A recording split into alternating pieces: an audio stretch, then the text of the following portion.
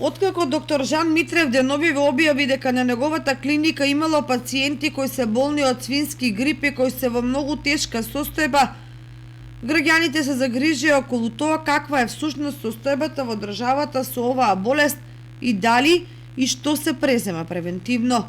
Дотолку повеќе што се работи за сериозни последици врз здравието на заболените, а во услови кога нема информација од каде потекнува истата и кој како ја пренесува.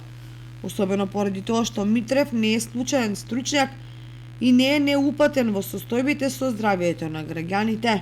Од друга страна, тоа што е чудно во целата ситуација е што нема официјално известување од надлежните институции задолжени за оваа проблематика, па на секој поединец му преостанува сам да бара информации за тоа со какви размери е свинскиот грип. Обичниот граѓанин се прашува и дали свинскиот грип има некаква поврзаност со африканската чума, која е раширена кај домашните и дивите свињи во североисточниот дел од државата.